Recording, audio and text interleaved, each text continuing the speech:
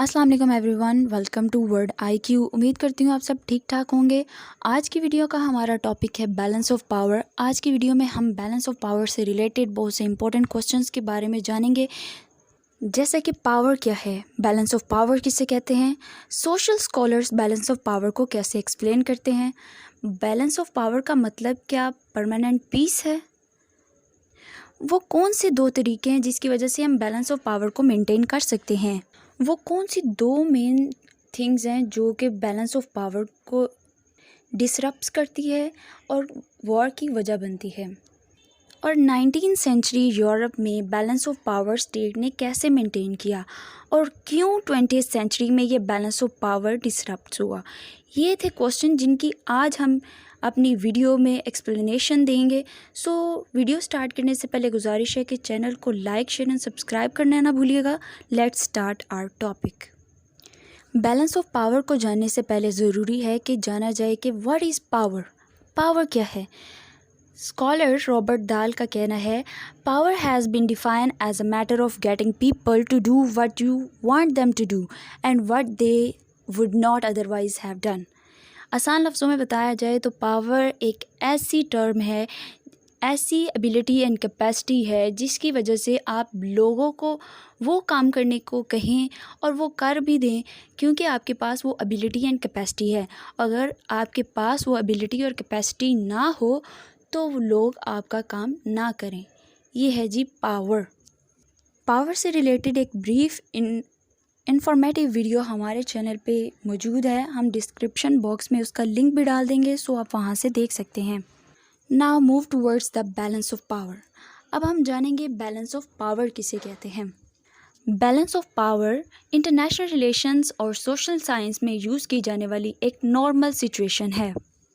Balance of power तब occur होता है जब तमाम स्टेट्स पावर के लिहाज से बैलेंस्ड हो, मतलब सारी स्टेट्स बराबर हों, कोई भी स्टेट किसी से ज़्यादा पावरफुल ना हो।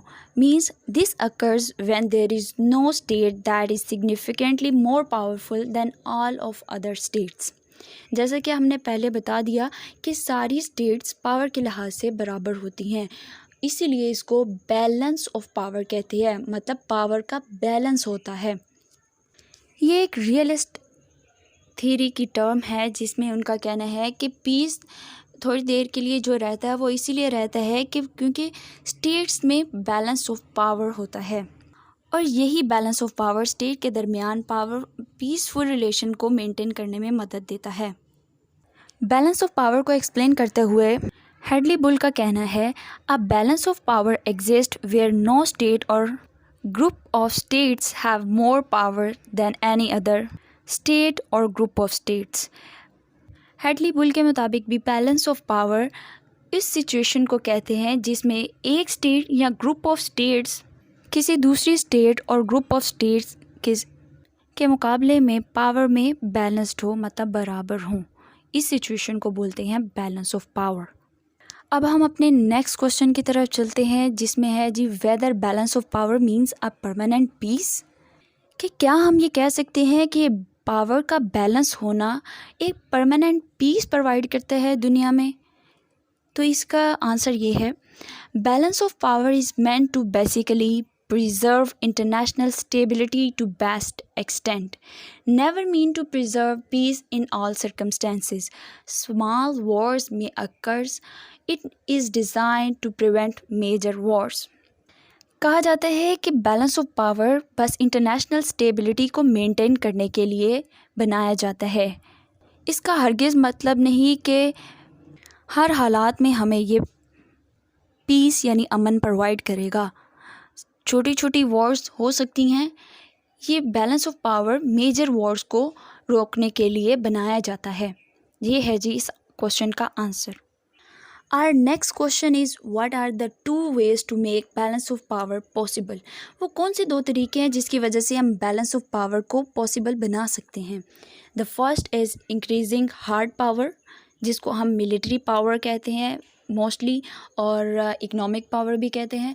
सो increasing hard power means state को अपनी हार्ड पावर मतलब मिलिट्री और इकोनॉमिक पावर को इंक्रीज़ करना चाहिए ताकि वो दूसरी स्टेट के मुकाबले में बराबर हो सके।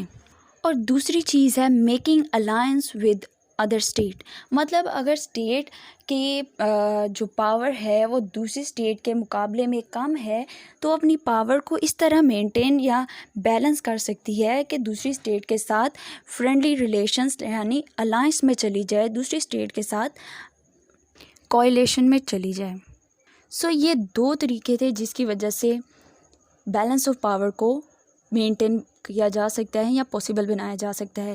یہ جو ابھی کوشچن ہم نے کیا یہ اور نیکسٹ کوشچن کو غور سے سمجھیے گا کیونکہ اس کے بعد والے جو کوشچن ہے وہ سمجھنے میں آسانی ہوگی۔ Next is what are the two things that disrupts the balance of power and cause war, وہ کون سی دو چیزیں ہیں جو بیلنس آف پاور کو کے راستے میں رکاوٹ پیدا کرتی ہے اور وار کی وجہ بنتی ہے۔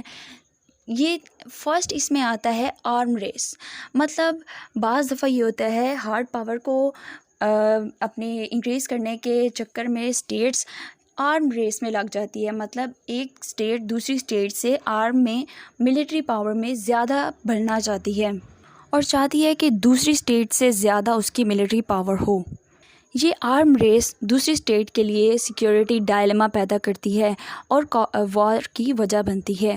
And second important thing is rigid alliance, مطلب بعض دفعہ اسٹیٹس ایک دوسرے کے ساتھ الائنس میں اتنا بڑھ جاتی ہے، مطلب ایک دوسرے کے ساتھ الائنسز کرتی جاتی ہے تو اس کی وجہ سے جو اس کی اپوزٹ اسٹیٹ ہوتی ہے، جو اس کی رائیول اسٹیٹ ہوتی ہے، اس کو یہ خطرہ ہوتا ہے کہ اس کی الائنسز بڑھتے جا رہے ہیں اور کل کل کو یہ ہمارے خلاف اپنی الائنس اسٹیٹس کو یوز کر کے ہمیں نقصان نہ پہنچا دے۔ سو یہ ریجڈ الائنس بھی وار کی وجہ بنتی ہے۔ یہ دو کوشچن ہمیں نیکسٹ کوشچن سمجھنے میں مدد دیں گے جو کہ ہے دا balance of power in 19th century Europe. 19th century Europe میں جو بیلنس آف پاور اسٹیٹ کے درمیان وار کے بعد ہوا تھا اس میں یہ تھا کہ یورپین اسٹیٹ نے اپلائی کیا بیلنس آف پاور کہ اس no one state become too powerful than other state so that they become dominant on others, مطلب کوئی بھی اسٹیٹ پاور کے لحاظ سے دوسرے سے زیادہ پاورفل نہیں ہو سکتی تاکہ اس کو ڈومینیٹ یعنی اس پہ حکمرانی کر سکے۔ سو اس لحاظ سے انہوں نے بیلنس آف پاور کو اپلائی کیا تاکہ ساری اسٹیٹس پاور کے لحاظ سے برابر ہوں۔ یہ balance of power 19th century میں یورپ میں 2 وارز کے بعد آیا۔ یہ 2 وارز کون کون سی تھی؟ فرسٹ وار ہے جی نیپولین وار، جس میں فرینچ امپائر آلموسٹ تمام یورپ کو کنکر کرنے والا تھا۔ فرینچ امپائر کی ان کامیابیوں کو دیکھ کے دوسری یورپین اسٹیٹ نے الائنس بنایا اور فرینچ امپائر کے خلاف یوز کیا، جس کی وجہ سے فرینچ امپائر کو ناکامی ہوئی نیپولین وار میں۔ اور 1850 میں جب یہ وار ختم ہوئی اس کے بعد کانگریس آف ویانا سسٹم آیا اور جس کے تحت یورپ کے بارڈرز کو ریڈریو کیا گیا۔ کانگریس آف ویانا اصل میں بیلنس آف پاور کو مینٹین کرنے کے لیے ہی بنایا گیا تھا، جس کے تحت فرینچ امپائر سے جتنی بھی پاور ہے وہ دوسری اسٹیٹ میں برابری تقسیم کی گئی اور ایک ملٹی پولر سسٹم بنایا گیا، جس کے لحاظ سے British, France, Persia, Austria, Russia and ottoman empire and Spain, یہ تمام اسٹیٹ پاور کے لحاظ سے بیلنس ہو گئی۔ جو دوسری وار یورپین اسٹیٹ میں بیلنس آف پاور کی وجہ بنی وہ تھی کرائمین وار، جو کہ 1853 سے 1856 میں لڑی گئی رشیا اور آٹومن امپائر کے درمیان۔ اس وار میں آٹومن امپائر ویک سے ویک تر ہوتا گیا جبکہ رشیا پاور گین کرتا گیا۔ جب برٹن نے یہ دیکھا تو اس نے رشیا کے خلاف آٹومن امپائر کا ساتھ دیا اور اس جنگ میں انٹروین کیا، مطلب حصہ لیا۔ رزلٹ یہ ہوا کہ آٹومن امپائر کو اپنی پاور دوبارہ پریزرو کرنے کا موقع ملا اور ریجن میں دوبارہ سے بیلنس آف پاور مینٹین کیا گیا۔ یہ الائنس کی وجہ سے بیلنس آف پاور کو مینٹین کیا گیا، جو کہ ہم نے پہلے 2 ٹرم یوز کی تھی کہ کس وجہ سے بیلنس آف پاور کو مینٹین کیا جا سکتا ہے۔ یہ تو تھی وہ وجوہات جس کی وجہ سے بیلنس آف پاور کو مینٹین کیا جا سکتا ہے۔ اب ہم دیکھیں گے نیکسٹ کوسچن کی ایکسپلینیشن، جس میں ہم نے جانا تھا کہ وہ 2 وجوہات جس کی وجہ سے بیلنس آف پاور ڈسرپٹس ہوتا ہے اور وار کی وجہ بنتا ہے۔ 19 सेंचुरी की इस वॉर के बाद यूरोप में बैलेंस ऑफ पावर था और स्टेट के दरमियान पीसफुल रिलेशन था, और ये बैलेंस 20th सेंचुरी में डिसरप्ट हुआ, मतलब ख़त्म हुआ और एक वर्ल्ड वॉर आई। ये क्यों आई अब हम देखते हैं। 19 सेंचुरी में यूरोप पावरफुल ज़्यादा से ज़्यादा हो गया in means of economy and military than other states, like Russia और ऑटोमन एम्पायर से ज़्यादा पावरफुल जर्मनी होता गया, जिसकी वजह से दूसरी स्टेट्स में सिक्योरिटी डायलेमा बढ़ता गया कि शायद जर्मनी अपनी पावर को इन स्टेट के ख़िलाफ़ यूज़ करे। जैसा कि हमने पहले जाना था कि आर्म रेस की जब हम रेस में लग जाते हैं तो फिर क्या होता है कि स्टेट्स के दरमियान सिक्योरिटी डायलेमा बढ़ता जाता है, जो कि वॉर की वजह बनता है। और यूके जिनका कहना था कि अलायंसेस सिर्फ सिक्योरिटी के लिए बनाना चाहिए, इस सूरत हाल में गलत साबित हुए और ये वजह बना वर्ल्ड वॉर 1 की 1914 में।